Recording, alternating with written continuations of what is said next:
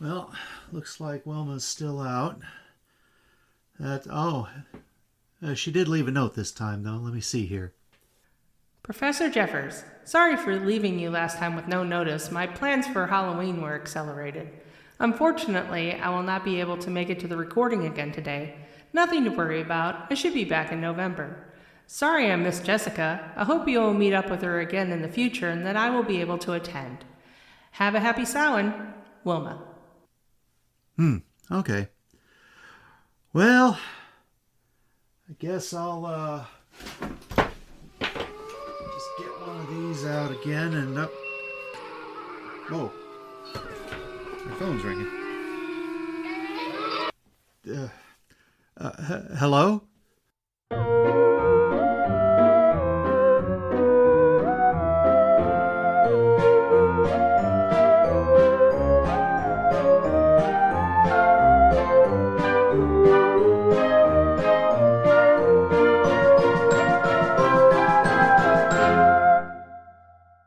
And hello, and welcome to Cryptid Remarks. I'm Professor Edward Jeffers, and Wilma is still out. I'm betting that she's just hanging out with Frank because that's where she said she would be later this month anyway. But I am on the phone with someone else, and I will let them introduce themselves. Well, howdy. How are you doing tonight?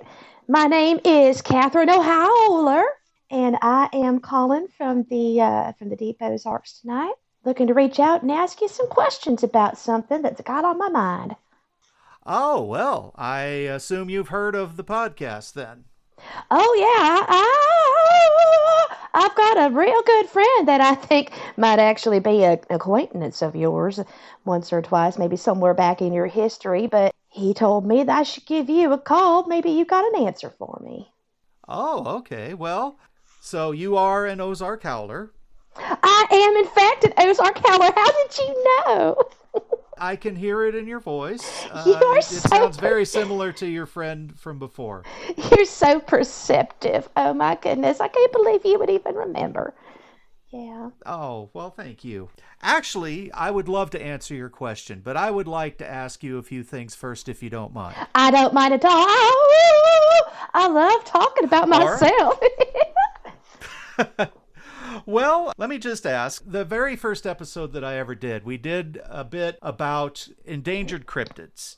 And I had mentioned the Ozark Howler because I hadn't heard very much about them. Mm-hmm. Now, what is your thought on that? Do you feel like the Howler community is doing well, or do you feel like maybe they are a little bit endangered? I think we are definitely endangered. However, we have an uncanny ability to talk to each other across long distances. So it makes us feel a little more connected than we probably really are. Oh, okay. That makes sense. The other Howler that I talked to seemed to think everything was just fine. Maybe he's a bit optimistic. I don't know.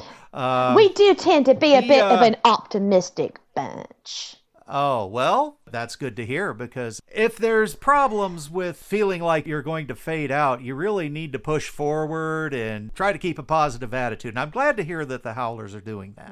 Yeah. We really got to reach for that sense of community, you know?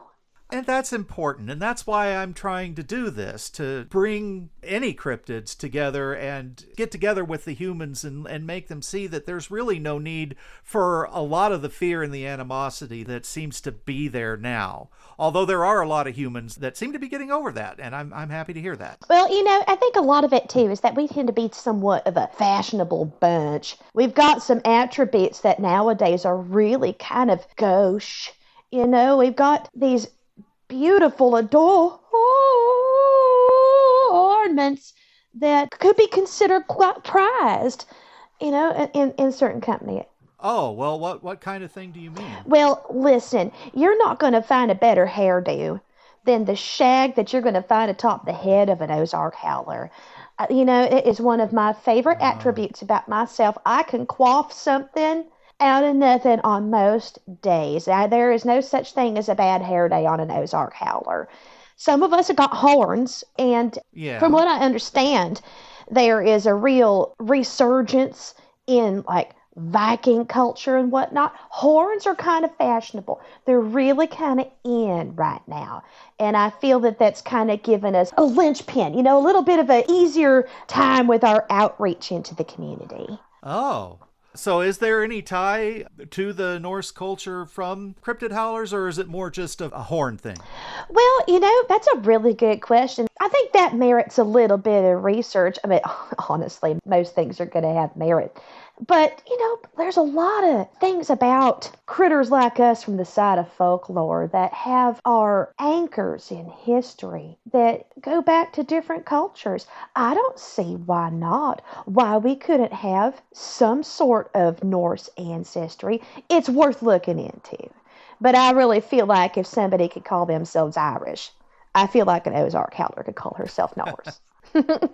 I can appreciate that. And I mean, we talked about this in an episode in the past with the Banshees and how they started out in Ireland, but now you can find them in Louisiana almost as frequently. Absolutely. I love me a good Banshee, We got so much in common. Oh yeah. I don't know if you've ever heard one sing, but it really is beautiful. Quick question, if you could solve a bet that I have with Wilma, do you have an Amazon account? I absolutely do. Oh, crap. I thought for sure that you wouldn't, but okay. Yeah, she suggested that might be something that you had because the howler that I talked to had a chessboard with him. Do you play chess? I sure don't. I'm much more of a checkers girl, to be honest. I keep things kind of simple. Oh, okay. Well, do you do wooden checkers then? Because we talked about that a little bit too, how most of the time cryptids don't seem to really use a lot of plastics and stuff. I do prefer the wooden, I must confess, but really, have you ever seen the red cedar from the Ozark Hills? It is honestly one of the most beautiful grains that one has ever laid their eyes upon. It's just absolutely gorgeous, just beautiful. Oh, okay. Well, I'll have to keep my eyes open for that. So, a question that I had presented to me that I really didn't have a good answer for before, and I think this was brought up in episode 17, the Devil's Pool in Branson. Oh, sure. Is that a place that's frequented much by Ozark Howlers? Now, there's a waterfall, and then there's also a restaurant. Mm-hmm. Do they go to either one of those? I've only been there just a handful of times. And it's really just because I've been busy. It's really no reason or another. But I got to be honest, I prefer the restaurant. I'm that kind of girl, but I look forward to some of the fancier things in life. And I do enjoy a good steak if they got one an offering, particularly if it's rare, bloody, whatever, it's fine. Well, I've never eaten there myself, but I've seen pictures of the place and it does look beautiful. Yeah, they've really done a lot with the place. They've been renovating so much down there. It's just wild. I really should try to get down there and try that at some point. Now, I don't suppose you've been to the Devil's Pool in Queensland, Australia. I gotta be honest, I have not traveled on an airplane since obviously 2001 for certain. It's become quite a bit more difficult for those such as myself to make it onto an airplane. The amount of times that I'm expected to pack myself into a animal carrier, the indignity of it, really, Oh, yeah, that makes sense. Which brings up the obvious question: how do you patronize the restaurant? Well, they have a policy about service animals that I feel can be quite easily exploited as long as you have an Amazon account where you can get yourself one of those little vests, I'm afraid you've caught me. But I mean, that's a pretty big service animal. But I guess there was a guy that had a service crocodile down in Florida, so why not? I guess that crocodile probably also enjoys a good steak every now and again. I'm just saying. Most of the crocodiles that I've talked to prefer their food raw, but I can't say that they would turn it down. Nope. I do have a couple other questions. If I'm pushing things a little bit too far, be sure and let me know.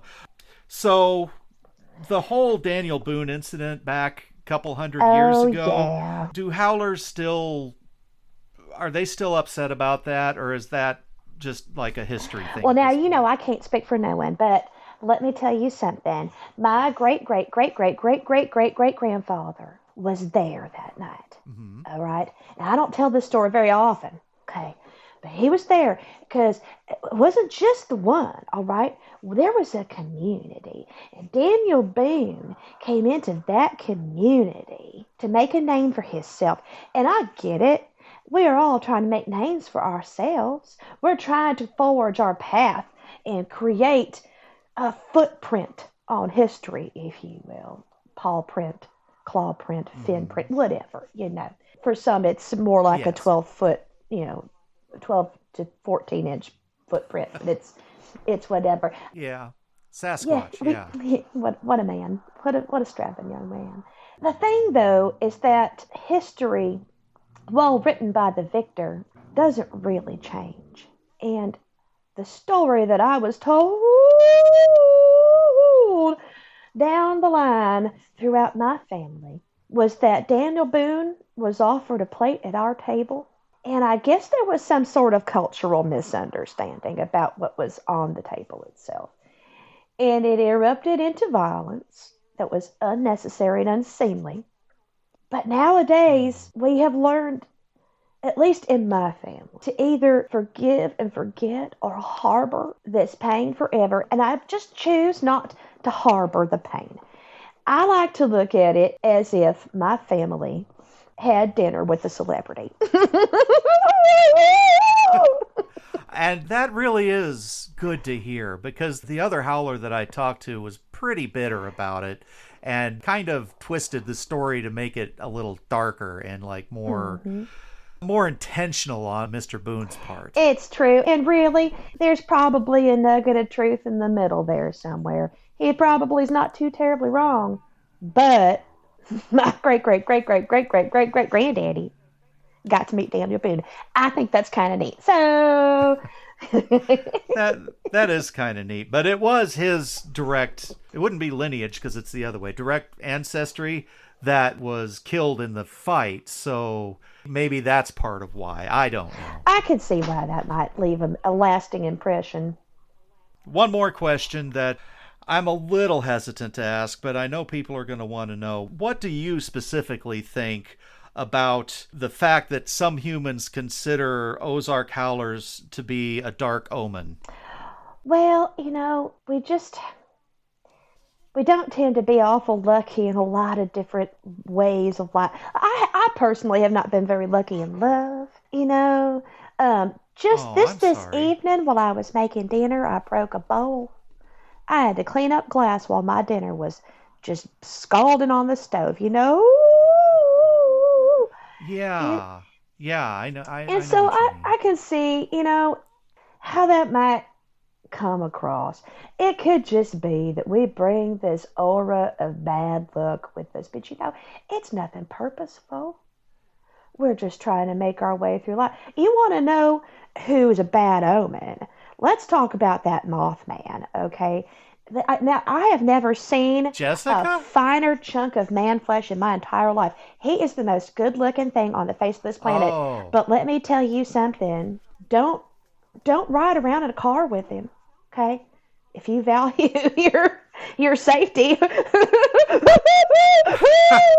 You're talking about Jessica's brother, Jerry, then. Jerry Mothman. Oh Yeah, no. he's a bit of a prankster, and I mean, he had nothing to do with the incident at the bridge.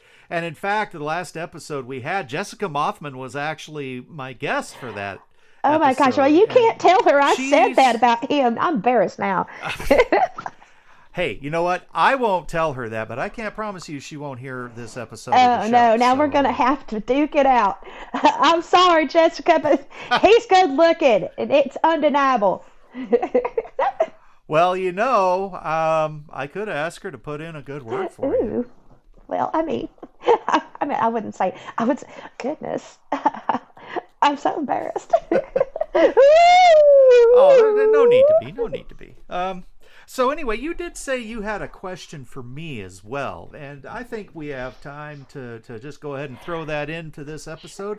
What have you got? Sure. Well, I'm just curious if since you have been so active in this community for so long, and you've had the ability to speak to so many people, you have a platform of outreach that's really important. And being that we do need to build a sense of community, a coming together, if you will, since we tend to be a bit more rare and we tend to be a bit more spread out, and we're wondering who we are and what's left of us. Part of that community building, part of that community outreach is community activities that we can enjoy together. And I don't know if you know this or not, but I love to sing. I love nothing more in this world. I have wanted one dream my whole life, Professor. I have wanted nothing more than to be a rock star. I want to sing. Do you know if there is such a thing as a community choir that would bring people like me and the humans together? Well, I am a soprano. I can think of a few. I'm so sorry. I just... Okay. No, that's fine. That's good to know. Have you, how are you with water? Well, now, listen, I understand that we have cat-like appearances. We do tend to be more feliform than other, mammals. We're feline-esque, but I do pretty well in the water. I gotta be pretty honest with you. I do enjoy. I gotta get down to that Devil's Pool. I really do. You really should. I'd be careful if you go to the one in Australia, though. There's a whole story behind that, but you're not male, so you're a lot less likely to be affected by it. Listen to episode 17, then you'll know exactly what I'm talking about. But the reason I was asking is, have you thought about singing with either sirens or merfolk? I would be open to that.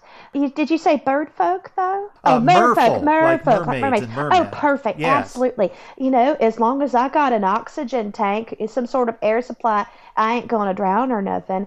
I'm open to possibilities. Well, you might be able to get one of the merfolk to come on land, too, because they can shapeshift feet. Oh, certainly. That's one thing that Walt Disney actually got right, was they can make feet. Then also we talked about sirens earlier. If you don't mind a trip down to Louisiana, maybe you could find a banshee down there. That would be so great. I don't think I've even been down to New Orleans way or nothing. I'm due for a vacation. It's not too far of a jaunt from the Ozarks, so it might be something to think about. The satyrs sometimes are musical, but also they're hard to work with, especially if you're a woman, because they really only think about one thing. Yeah, and there's also the Fae are amazing singers, but I would warn you, sing with them at your own risk. Sure. Yeah, I've heard tell. Yeah. And I mean, honestly, if you're looking for people in this area or cryptids, you should probably just try to contact Kokopelli. Oh, Kokopelli's that's a great idea. Yeah. I mean, okay, now for people that are listening that may not know, Kokopelli, Native American trickster god of fertility and music. And for that very reason, he has a bit of a reputation, and sometimes younger women fear him because he has been said to hand out unborn children to women.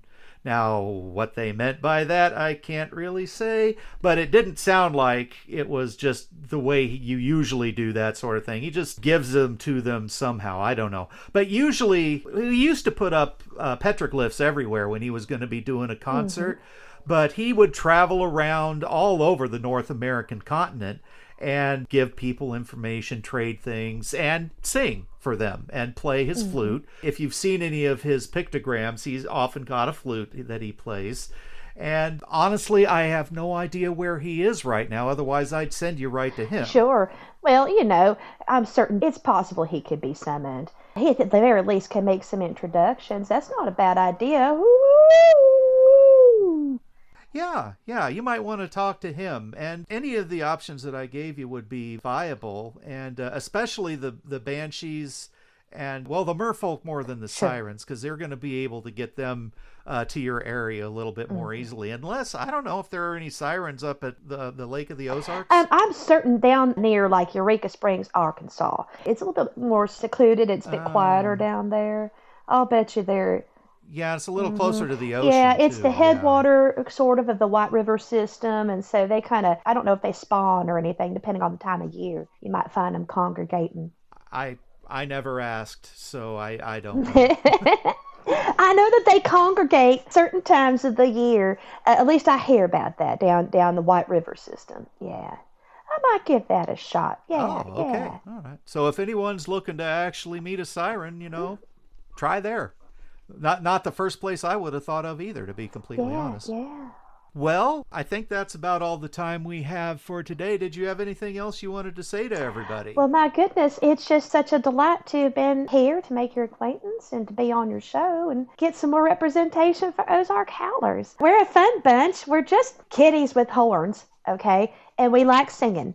How can you go wrong, really? I realize we're big and we I kind don't. of shaggy and drooly and kind of come out at night and can be mistaken sometimes for werewolves, which is just frankly insulting. Yeah, you don't look like No, we dogs. don't. We're big kitties.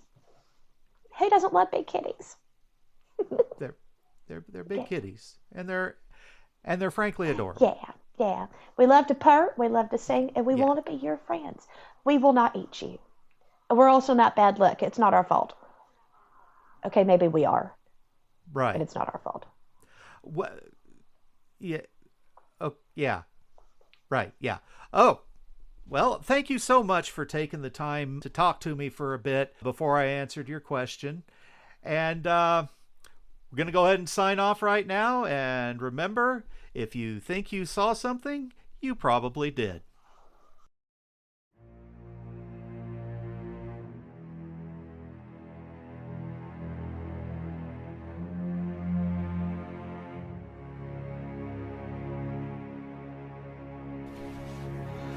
Cryptid Remarks can be found on Discord through our link at cryptidremarks.com. We can be found on YouTube at Cryptid Remarks and on Instagram at Cryptid Remarks with no space. We can be found on Blue Sky at profedjeffers.bsky.social, and we also have a Facebook group called Cryptid Remarks. Hi there. My name's Libby Green, and I had the pleasure of voicing Catherine O'Howler on this episode of Cryptid Remarks. I am a member of Kansas City's premier and only nerd band, Clearly Guilty. You can find us on Facebook and also at our website, clearlyguilty.bandzoogle.com, where we have our full updated performance schedule along with all of our socials. We're set to perform next at the Central Missouri Renaissance Festival, and then again at Viking Fest in St. Joseph, Missouri on November the 15th. Hope to see you there.